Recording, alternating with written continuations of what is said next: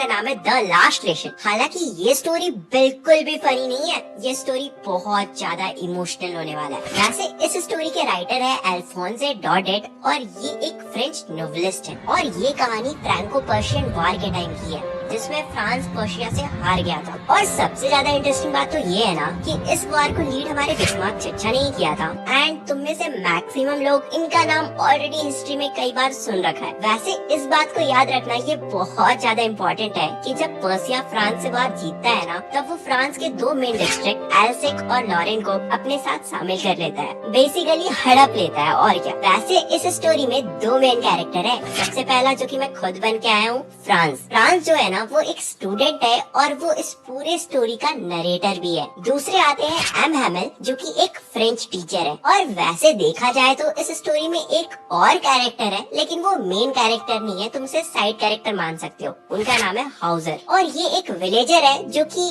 Retired mayor है। Okay, देखो मेरा नाम है फ्रांस और मैं स्कूल निकलने के लिए बहुत ज्यादा लेट हो चुका हूँ क्योंकि मुझे बहुत ज्यादा डर लग रहा है कि एम हैमेल मुझे आज बहुत ज्यादा डांटने वाले हैं। वैसे एम हैमेल हमारे फ्रेंच टीचर है और वो आज बहुत सारे क्वेश्चंस पूछने वाले हैं बेस्ड ऑन पार्टिसिपल्स और मुझे पार्टिसिपल्स का पी भी नहीं आता है। और यही रीजन है कि मैं स्कूल निकलने के लिए इतना लेट कर रहा हूँ क्योंकि मुझे डांट खाने का कोई शौक नहीं है और इसलिए मुझे डर भी लग रहा है। वैसे मैं बंक भी कर सकता हूँ क्योंकि डांट खाने से तो अच्छा ही है ना कि मैं इधर उधर घूम के टाइम पास कर लूँ। शाम तक मैं इधर उधर घूमूंगा और फिर वापस घर आ जाऊंगा, किसी को कुछ पता नहीं चलेगा। वैसे आज का दिन भी कितना अच्छा है ना, कितना वार्म है, कितना ब्राइट है। और ये जो बर्ड्स है, ये जो चिड़िया है वो कितने प्यारे प्यारे वॉइस में चहचहा रही है, मतलब चिपिंग साउंड निकाल रही है, वो भी ट्रीज पे बैठकर। और यहाँ से कुछ ही दूर में एक सॉमिल है। सॉमिल का मतलब जहाँ पे लकड़ियाँ काटी जाती है, वहाँ पे बहुत ज्यादा जोर जोर से मार्च पास्ट की आवाज आ रही है क्योंकि वहाँ पे पर्शियन सोल्जर मार्च पास्ट कर रहे हैं। वैसे ये सभी चीज मुझे बहुत ज्यादा टेम्पटिंग लग रही है लेकिन कहीं ना कहीं मुझे इस टेम्पटेशन को दबाकर स्कूल जाना ही पड़ेगा और इसलिए मैं स्कूल जाने के बारे में सोचता हूँ और फिर थोड़ी देर सोचने के बाद स्कूल के रास्ते निकल जाता हूँ। और जब मैं स्कूल के रास्ते जा रहा होता हूँ तभी वहाँ पे एक टाउन हॉल पड़ता है और टाउन हॉल के बगल में एक बुलेटिन बोर्ड लगा हुआ था जहाँ पर आज बहुत ज्यादा भीड़ थी। वैसे मैं बता दूँ ये जो फ्रैंको पर्शियन वॉर है ना ये पिछले 2.5 साल से चल रही है और इन 2.5 सालों में इस बुलेटिन बोर्ड में सिर्फ खराब न्यूज ही छपी है। फॉर एग्जाम्पल फ्रांस ने कौन कौन से बैटल्स हारे हैं और एल्सेक और लॉरेन जो है ना वो कैसे फ्रांस से छीना जा चुका है और अब वो पर्शियन के हाथों में। और यही कारणों की वजह से मैं सोचने लगता हूँ कि आज इस बुलेटिन बोर्ड के सामने इतना भीड़ क्यों है, मतलब आज क्या नोटिस आया है। जरूर आज भी कुछ बहुत ही ज्यादा बुरा छपा होगा। और यही सब चीजें मेरे माइंड में चल रहे होते हैं जब मैं स्कूल के रास्ते जा रहा होता हूँ। मैं चाहता तो जाके वहाँ पर देख सकता था लेकिन मैं स्कूल के लिए बहुत ज्यादा लेट हो रहा था। तभी मैं देखता हूँ कि उस बुलेटिन बोर्ड के पास में एक ब्लैक स्मिथ खड़ा था और उस ब्लैक स्मिथ के साथ एक ट्रेनी भी था। ट्रेनी मतलब जो उसके अंदर काम करता है। तो वो ब्लैक स्मिथ मेरे तरफ देखता है और सरकास्टिक वे में कहता है, अरे फ्रांस तुम्हें इतनी जल्दी क्यों है, आराम से आओ, खड़े होकर देख लो क्या लिखा हुआ है यहाँ पे। वैसे भी अभी स्कूल स्टार्ट होने में बहुत ज्यादा टाइम है। बेसिकली वो मेरी फिरकी ले रहा था और लेगा भी क्यों नहीं, मैं स्कूल के लिए ऑलरेडी बहुत ज्यादा लेट हो चुका था। इसलिए मैं अब जल्दी अपना फुर्ती बढ़ाता हूँ और स्कूल के गार्डन के पास तक पहुँच जाता हूँ। देखो जब मैं यूजुअली स्कूल जाता था तब बहुत ज्यादा शोर शराबा होता था, बहुत ज्यादा नॉइज होता था, लेकिन आज ऐसा बिल्कुल भी नहीं था। नॉर्मली क्या होता था, जब मैं स्कूल जाता था तो डेस्क का आवाज आता था, डेस्क में पटकने का आवाज आता था। जो टीचर होते हैं वो जब रूलर स्केल से ऐसे करके मारते हैं डेस्क पे तो वो वाली आवाज भी आती थी। जो बच्चे होते थे, जो स्टूडेंट्स होते थे, जब वो अपने चैप्टर को पढ़ रहे होते थे, जब वो अपने चैप्टर को रिसाइट कर रहे होते थे तो उस वक्त भी रिसाइटिंग की आवाज आती थी। लेकिन आज बिल्कुल भी ऐसा नहीं था। आज मैं जब स्कूल में घुसा तो मुझे लगा आज कहीं संडे वनडे तो नहीं है क्योंकि इतना ज्यादा शांति कैसे हो सकता है मेरे स्कूल में। पहले क्या होता था, जब मैं स्कूल में घुसता था ना तो पहले मुझे दोनों हाथों से अपने कान को ऐसे बंद करना पड़ता था, फिर ध्यान लगा के समझना पड़ता था कि आखिर आसपास चल क्या रहा है। लेकिन आज तो लिटरल वाला पिन ड्रॉप साइलेंस था। इसलिए फिर मैं जल्दी से अपनी क्लास पहुंचता हूँ और फिर हुलक कर अंदर देखता हूँ, मतलब झांक कर अंदर देखता हूँ तो देखता हूँ जितने भी स्टूडेंट्स हैं ना सभी अपने डेस्क पे शांति से बैठे हुए हैं। और हमारे फ्रेंच टीचर एम हैमेल जो है ना वो एक बड़ा सा आयरन का जो रूलर है वो अपने आर्म के बीच में ऐसे फंसाकर चल रहे हैं। ये सब देखकर तो मेरी लिटरल वाली फट जाती है, मतलब मैं बहुत ज्यादा डर जाता हूँ, क्योंकि कोई टीचर ऐसे चल रहा है और उन्हीं के क्लास में मैं पढ़ के भी नहीं आया हूँ और ऊपर से मैं लेट भी हूँ, तो मतलब किसी की भी फटी जाएगी ब्रो। इसलिए मैं बहुत ज्यादा डर डर के क्लास के अंदर घुसता हूँ। लेकिन सरप्राइजिंग बात तो ये था कि जो MML थे ना, वो मुझे बहुत ही ज्यादा पोलाइटली बोलते हैं कि जाओ अपने सीट पे जाके बैठ जाओ फ्रांस, वरना आज हम तुम्हारे बिना ही क्लास स्टार्ट करने वाले थे। फिर मैं नोटिस करता हूँ कि MML जो है ना, उन्होंने आज बहुत ही खूबसूरत ड्रेस पहन के रखा है। उन्होंने एक ग्रीन कोट पहना है, एक शर्ट पहना है और एक अच्छा सा प्यारा सा सिल्क का कैप पहना है। और ये सभी चीज देखकर ऐसा लग रहा है कि एम्ब्रॉयडर्ड है। और नॉर्मली जो टीचर्स होते हैं वो नॉर्मल ओकेजन्स पे ऐसे ड्रेस नहीं पहनते हैं। हमारे स्कूल में टीचर्स ऐसे ड्रेस तभी पहनते हैं जब कोई स्पेशल ओकेजन होता है।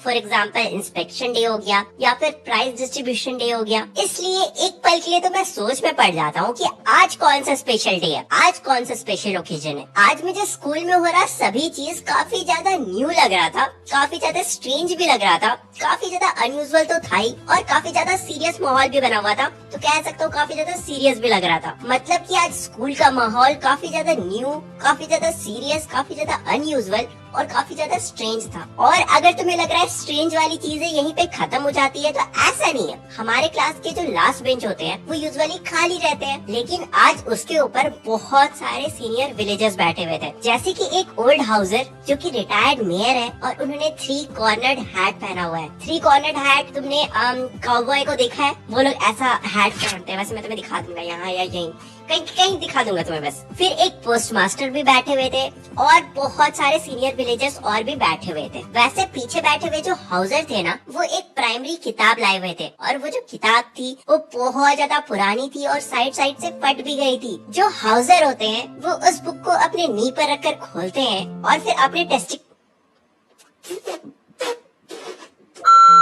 जो हाउसर होते हैं वो उस बुक को अपनी नी पर रखते हैं और फिर अपने स्पेक्टिकल्स मतलब जो चश्मा होता है उसे उतारते हैं और उस बुक के ऊपर रख देते हैं। फिर MML जो होते हैं ना, वो काफी स्ट्रेंज टोन में कहते हैं कि अब तुम सभी लोग मेरी बातों को ध्यान से सुनना, क्योंकि आज ये तुम सभी का फ्रेंच का दी लास्ट लेसन है। इसके बाद तुम सबको कभी भी फ्रेंच नहीं पढ़ाया जाएगा, क्योंकि बर्लिन से ऑर्डर आया है कि अब से एल्सेक और लॉरेन डिस्ट्रिक्ट में फ्रेंच नहीं पढ़ाया जाएगा और फ्रेंच को एज अ सब्जेक्ट नहीं रखा जाएगा। अब से तुम सबको लैंग्वेज सब्जेक्ट में सिर्फ जर्मन ही पढ़ना पड़ेगा। इसलिए मैं उम्मीद करता हूँ कि तुम लोग आज ये इस लास्ट लेसन को ध्यान से सुनोगे। शायद अब मुझे समझ में आ रहा है कि आखिर टाउन हॉल के पास वाले बुलेटिन बोर्ड में इतनी भीड़ क्यों लगी हुई थी। क्या सचमुच अब मुझे फ्रेंच पढ़ना छोड़ना होगा, क्योंकि मुझे अभी तक फ्रेंच तो ढंग से बोलना और लिखना भी नहीं आता। काश मैंने फ्रेंच लैंग्वेज को अच्छे से पढ़ा होता। मैंने जो टाइम वेस्ट करा है बर्ड्स के एक को हंट करने में, वो नहीं करा होता। काश मैंने जो टाइम वेस्ट करा है सार रिवर के पास खेलने में, उस टाइम को मैंने वेस्ट नहीं किया होता। काश मैंने फ्रेंच लैंग्वेज को पढ़ा होता।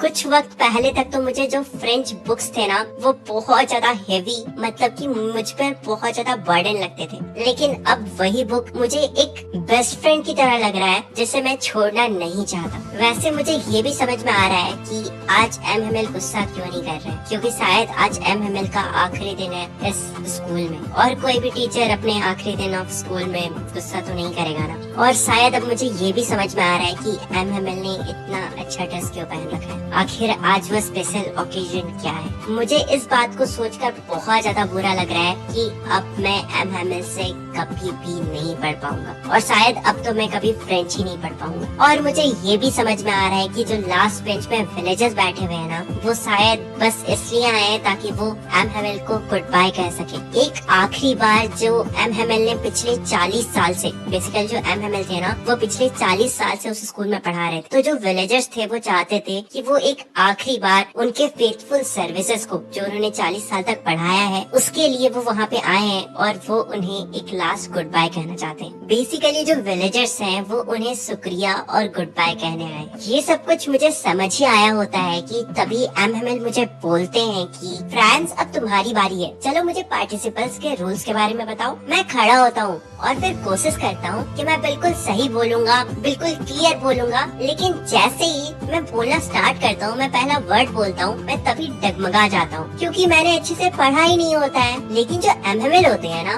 वो यूजुअली अगर मुझे इस हालत में देखते तो बहुत ज्यादा डांटते, लेकिन आज वो मुझे डांटते नहीं है बल्कि कहते हैं कि फ्रांस मैं तुम पे चीखूंगा नहीं, लेकिन तुम्हें बुरा लगना चाहिए क्योंकि तुम रोज कहते थे ना कि तुम इन सब चीजों को पढ़ कर आओगे, इन सब चीजों को जल्दी सीख जाओगे। लेकिन देखो अब क्या हुआ है, तुम्हें फ्रेंच लैंग्वेज अच्छे से बोलना और लिखना भी नहीं आता है, और ये एल्सेक डिस्ट्रिक्ट की एक बहुत बड़ी प्रॉब्लम है। और वैसे भी अब कल से तुम लोग फ्रेंच तो पढ़ने वाले हो नहीं, क्योंकि इस डिस्ट्रिक्ट में अब फ्रेंच नहीं पढ़ाया जाएगा। और कल से जो लोग तुम्हें रूल करने आएंगे, जो लोग हमें रूल करने आएंगे, अब उनके पास पूरा राइट है कि वो लोग कह सके कि तुम लोग तो कहते हो कि तुम लोग फ्रेंचमैन हो, लेकिन तुम सभी को अपनी खुद की लैंग्वेज नहीं आती। पर फ्रेंड्स, इसमें तुम्हारी कोई गलती नहीं है, इसमें गलती मेरे और तुम्हारे पेरेंट्स दोनों की है। तुम्हारे पेरेंट्स तुम पे ध्यान नहीं देते थे कि तुम क्या पढ़ रहे हो, उनको तो बस यही मतलब था कि तुम फार्म में जाकर, मिल में जाकर काम करो और कुछ पैसे कमा कर लाओ। और ऐसा नहीं है कि मैं ब्लेम करने के लायक नहीं हूँ, मैं भी ब्लेम करने के लायक हूँ, क्योंकि कई बार मैं तुम्हें गार्डन में प्लांट्स को पानी देने भेज दिया करता था, जबकि मैं तुम्हें रोक कर कह सकता था कि तुम फ्रेंच लैंग्वेज पे ध्यान दो और इस लेसन को अच्छे से पढ़ो। और कभी कभी जब मेरा फिशिंग करने का मूड होता था तब मैं तुम्हें छुट्टी दे दिया करता था। तो हाँ,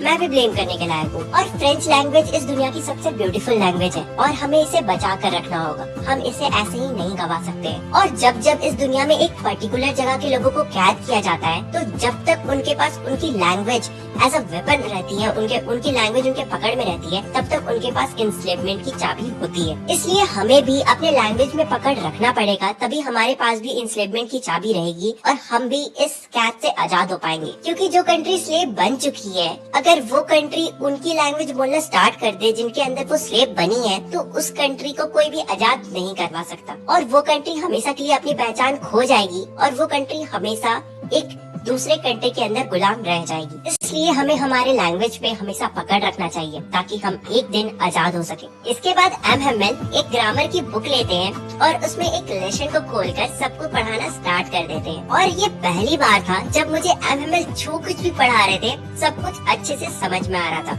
इवन जो एमएमएल भी थे ना, वो भी काफी इंटरेस्ट के साथ काफी डिटेल में उस चैप्टर को, उस लेसन को पढ़ा रहे होते हैं, क्योंकि ऑब्वियसली ये उनका दी लास्ट लेसन है और वो नहीं चाहते थे कि उनका कोई भी स्टूडेंट, उनका कोई भी बच्चा उस ग्रामर के लेसन को ना समझ पाए। इसलिए एमएमएल को खुद जितना भी पता था फ्रेंच लैंग्वेज के बारे में और उस लेसन से रिलेटेड उन्हें जितना भी पता था, वो सभी कुछ डिटेल में सामने वाले स्टूडेंट्स को समझाना चाहते थे। फिर एमएमएल ग्रामर सेक्शन कंप्लीट करवाने के बाद राइटिंग सेक्शन को भी कंप्लीट कराने की कोशिश करते हैं। और फिर इसके बाद एमएमएल ने अपने सारे स्टूडेंट्स के लिए बहुत सारी कॉपीज, बेसिकली जो नोटबुक होता है ना, वो लाया होता है डिस्ट्रीब्यूट करने के लिए। और उन सारे कॉपीज के ऊपर लिखा हुआ था फ्रांस एल्सेक, फ्रांस एल्सेक, मतलब कि जो एल्सेक डिस्ट्रिक्ट है ना, वो हमेशा से फ्रांस का था और फ्रांस का रहेगा। और फिर जब सारे कॉपीज को डिस्ट्रीब्यूट किया जाता है और सभी के बेंच के ऊपर रखा जाता है ना, तो ऐसा लग रहा था कि लाइन से जो कॉपीज है ना, वो कॉपीज नहीं है बल्कि एक फ्लैग है, और जो सारे फ्लैग है ना, वो एक रॉड के माध्यम से, बेसिकली बेंच ऐसे से करके रखे जाते हैं ना, तो ऐसा लग रहा था कि एक रॉड के माध्यम से सारे जो फ्लैग्स है वो कनेक्टेड है। मतलब कि वो जो कॉपीज को बेंच में रखा जाता है, इस अरेंजमेंट में रखा जाता है कि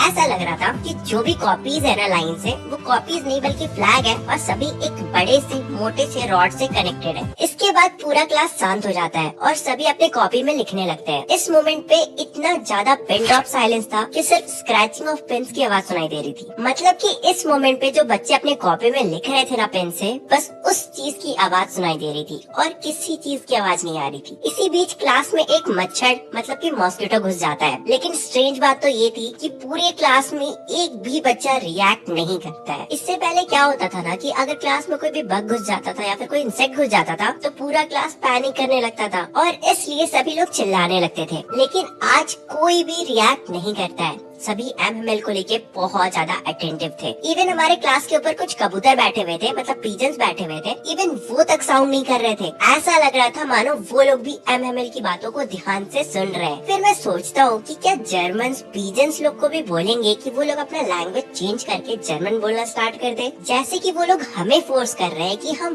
फ्रेंच छोड़कर उनकी लैंग्वेज बोलना स्टार्ट कर दे। फिर मैं नोटिस करता हूँ कि जो एमएमएल होते हैं ना, वो पूरी क्लास को ध्यान से देख रहे होते हैं, ऐसे देख रहे होते पे मानो वो एक ही बार में पूरी क्लास की फोटो अपने आंखों में, अपने दिमाग में कैद करना चाहते हो, क्योंकि वो पिछले 40 साल से इसी स्कूल में पढ़ा रहे थे एंड अनफॉर्चुनेटली अब उन्हें ये स्कूल छोड़ के जाना पड़ेगा। फिर मैं मन ही मन सोचता हूँ कि आखिर पिछले 40 साल में क्या क्या बदला है। वैसे देखा जाए तो ज्यादा कुछ नहीं बदला है, बस जो मेरे सामने डेस्क और चेयर और टेबल्स रखे हुए हैं वो थोड़े पुराने हो गए। 40 साल पहले जो मैंने वैलनट ट्री का प्लांट लगाया था वो अब बहुत ज्यादा बड़ा हो चुका है, बेसिकली वो एक ट्री बन चुका है। और जो 40 साल पहले मैंने हॉपवाइन का प्लांट लगाया था वो इतना ज्यादा लंबा हो चुका है कि अब वो स्कूल के रूफ मतलब स्कूल के छत तक आता है। तो हाँ, पिछले 40 सालों में इतना ज्यादा कुछ नहीं बदला है। राइटिंग सेक्शन के बाद लेसन ऑफ हिस्ट्री होता है और इसके बाद होता है फेनोटिक्स। फेनोटिक्स में सभी बच्चे, सभी स्टूडेंट्स बिल्कुल छोटे बेबीज की तरह सारे अल्फाबेट को रिसाइट कर रहे होते हैं, जो फ्रेंच अल्फाबेट्स होते हैं ना उन्हें। फिर मुझे सुनाई देता है कि एमएमएल की जो बहन है, जो सिस्टर है, वो पैकिंग करके वहाँ से निकल रही होती है, क्योंकि अगले ही दिन उन्हें एल्सेक छोड़कर जाना था। और फिर इसके बाद चर्च का घंटा बजता है और जो क्लास होता है वो खत्म हो जाता है। फिर मैं देखता हूँ कि जिन सोल्जर्स को मैंने सुबह में देखा था मार्च पास्ट करते हुए, वो सभी वापस आ रहे होते हैं, वो भी ढोल बाजा बजाते हुए। और फिर इसके बाद क्योंकि क्लास खत्म हो जाता है तो सभी विलेजर्स जो पीछे बैठे हुए थे वो खड़े हो जाते हैं एमएमएल को रिस्पेक्ट देने के लिए। इवन जो ओल्ड हाउसर भी होते हैं ना, वो भी खड़े हो जाते हैं। पहले तो ओल्ड हाउसर अपने चश्मे को पहनते हैं, बुक को हाथ में लेते हैं और फिर खड़े होकर बोलने लगते हैं। लेकिन जब वो बोल रहे होते हैं ना तो ऐसा लग रहा था कि वो बिल्कुल रोने जैसा हो चुके हैं। वो जो ओल्ड हाउसर थे उनकी आवाज में बहुत ज्यादा कपकपाहट थी और इससे साफ पता चल रहा था कि वो रो रहे हैं। और एक तरफ तो ये देखकर काफी फनी लग रहा था कि वो इतने मैच्योर है, इतने ज्यादा ओल्ड है, फिर भी रो रहे हैं। लेकिन एक तरफ मैं भी बिल्कुल ओल्ड हाउसर की तरह ही एमएमएल को लेकर बहुत ज्यादा इमोशनल हो चुका था। बस एमएमएल को लेकर नहीं, इस लास्ट लेसन को लेकर। इसके बाद मैं क्लास से कुछ कहना चाहता था, आई आई आई, लेकिन मैं कुछ कह नहीं पाता हूँ। इसलिए मैं मुड़ता हूँ बोर्ड की तरफ और अपने हाथ में चौक लेता हूँ और जितना बड़ा हो सकता था उतने बड़े लिखने की कोशिश करता हूँ और लिखता हूँ वी आर लव फ्रांस, जिसका मतलब होता है लॉन्ग लिव फ्रांस। इसके बाद एमएमएल जो होते हैं ना, वो हमारी तरफ टर्न नहीं होते हैं, वो वॉल के साइड ही रहते हैं। इसके बाद एमएमएल थोड़ा बेंड होते हैं और अपने जेस्चर से बताते हैं कि अब क्लास खत्म हो चुका है और वो अब जा रहे हैं। एंड इस तरह से तुम्हारी ये जो स्टोरी है वो खत्म होता है। देखो, अगर तुम्हें वीडियो पसंद आता है तो तुम प्लीज शेयर कर दिया करो, तभी व्यूज आएंगे, और अगर व्यूज आएंगे तभी तो वीडियो रैंक करेगा। और अगर वीडियो